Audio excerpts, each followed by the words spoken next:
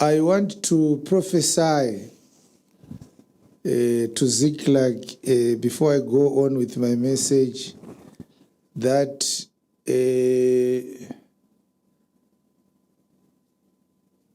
there are few people, very few, not many, who are going to rise in Ziklag to great strength. Strength that if God does not give them grace to discipline, their lives will be cut by half because of strength. That is the danger of power. Power kills. I'll give you two examples. The first one is a guy bought a car. I knew this guy in Zimbabwe. Those were the days of the Mark II, Toyota Mark II. I am a mechanic. I understand cars. One of the problems of the Mark II was that the Toyota Mark II was an engineering failure in the sense that it had a V6 engine which produced too much power, which caused it to become extremely unstable because the body was too light. The body was too light for the power of the engine. And this is why many people died because of the Toyota Mark II. And eventually Zimbabweans stopped buying the Toyota Mark II. When they later introduced the Mark X, it was a little bit better. Yeah, because it came with a 2.5 liter engine. So the guy bought a Mark II, very excited, but he had also taken a driver's license recently. He decided to enjoy some ride because he bought a car. And he climbed a tree and he died. The Toyota Mark II killed him. So I ended up saying to everybody that I knew, once I saw you driving a Mark II, I said, my friend, I think it's a good idea to sell this car. For our roads and for your excitement, you die soon.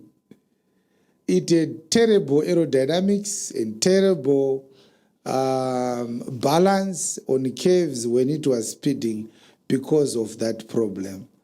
The engine size was too big. Everybody who knows about cars will agree with what I'm saying. I never owned one because I research before I buy something. But there was power in the Mark II and no discipline. The discipline required him to understand the driving capabilities of the car and its limitations so that he doesn't drive it too fast to that level where you would likely lose control. Power needs control or it will kill you. So there are teachings we are giving now. God is intending to raise a generation of a godly people. And one of the things we are teaching is about working hard and constituting godly marriages. God is going to bless a few people amongst us, and we are going to have people who are going to be very, very wealthy in financial terms. Kune vanhu vachaita mari, vakumburirwa naMwari, vobva vapuwa njere, voshanda, vobata mari yakawanda. There are three things that are terrible when a person who grew up with no money at all suddenly gets a lot of money. The first thing is those who had money before you, they can tell that you are a newcomer in the field of money. You become unstable, impulsive, and sometimes money begins to make decisions for you while you are sleeping. The second thing is you become proud, unteachable, and uncontrollable. And this is a characteristic of too many people with money. Most people with money, you can't teach them anything. They think money is a defense to whatever they are doing. Because I have money, I can never get anything wrong. Because I have money, I know what I'm doing. So my advice is stay humble, stay teachable, remain a child of God. You cannot become bigger than what God has made you because of money. Ukaita mari, unoramba uri mwana wa Mwari. When you become rich with money, you don't become a deacon because of money. You don't become a bishop because of money. You don't become an assistant pastor. You remain an ordinary child of God. When we appoint leaders, it is based on capacity to lead.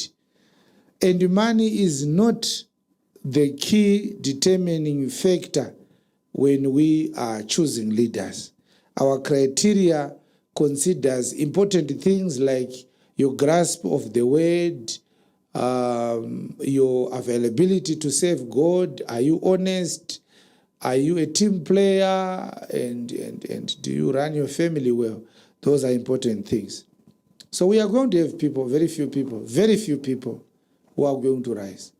When God blesses you with money, don't run away from God. Remain a child of God.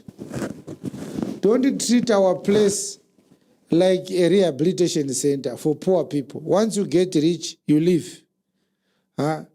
Otisiya isusu anditi nekuti waita mari. Wakunotsvaga machechi ane ma-aircon, isusu hatina ma-aircon nekuti hatina mari. Iwewe kana waita mari, chitenga kama-aircon acho tese totonhorerwa. Hauchada. Hazvina kunaka izvozvo. Uye usatize mhuri yako nekuti waita mari. Don't run away from your family because of money. Don't divorce your wife because you have made money. And don't say, I need more wives because I have money. Money does not create a necessity for marrying more wives. We do not discourage polygyny in JRM, but the reasons why a person might have another wife, money is not one of those reasons. You need better reasons than the idea that ndaita mari saka ndokwanisa kungorora vanhu 5 unoita benzi. Unozofa futi wanova vanhu kuna kuuraya vakadzi vavo. Kana vanhu kutofurirana vakakuuraya vese. Vosara nemari yako yowachererwa. Hazvina kunaka izvozvo. The last thing to this prophecy is that learn to make God one of the reasons why you are working. It's easier for God to bless you and to expand you if there is something that God will get from your toiling and from your labor. Because when you do so, you become a partner with God. As he says in 1 Corinthians chapter 3, verse 9, we are fellow laborers together with God. We work together with God. Mm-hmm. This idea that poor people come to God and when they improve their financial lives, they leave the church. It's only done by religious people. If you are a child in a house, you don't leave your father's house because you have money. In fact, you bring money to your father's house. You improve your father's house. You don't leave. Right? Yes. Yes. You must remain a teachable child of God. We must be able to call you to order when you misbehave. You don't become arrogant because you have money. Pastor Baloy should not hesitate to call you and to say, stop doing this. And then you say, do you know how much I have? Do you know who I am? How can you rebuke me? We rebuke everyone. Even if Elon Musk was to become our member, when he doesn't behave well in accordance to the teachings of God, we will rebuke him. Zviya zvotukaigira raisi pastor zviya zvapastor vanenge vakutanga kumhoresa iwewe uchipfuura pane kuti utange wamhoresa pastor iwewe ndawakavaigira mupunga. Isatitiswe izvozvo. Tiri vanhu vakatombobatawo mari dzakawanda tisati tavafundisi. Hatina kubatiswa mari nechifundisi. Takatobata mari yakawanda tisati tavafundisi. Saka hativhunduke mari. Ndofunga unongozviona kuti hatisi vanhu venzara stereki. Saka chiprofita ichi, those who are breaking pictures, we are praying every day. Follow the teachings. There are blessings coming.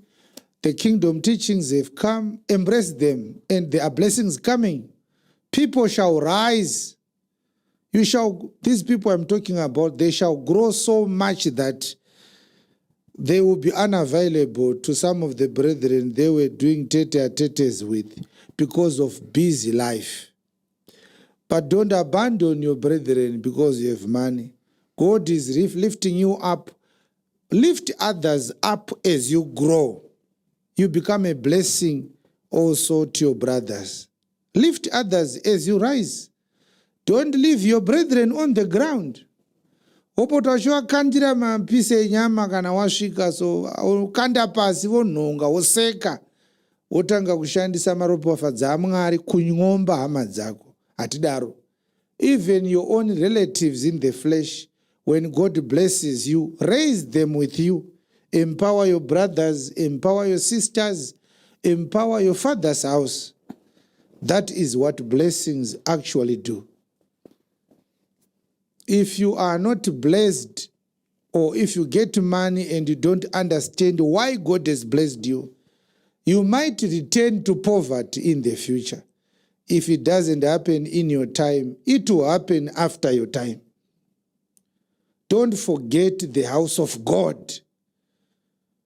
We must see you giving more from what you are getting, and not to remain with giving a few dollars and yet you are rising in your financial life.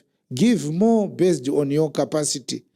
That way you are giving God a reason to go with you where you are going, to protect your prey. When you catch your prey in the field, God will protect it for you, because he knows that from what you have caught, there is something that will come to his house.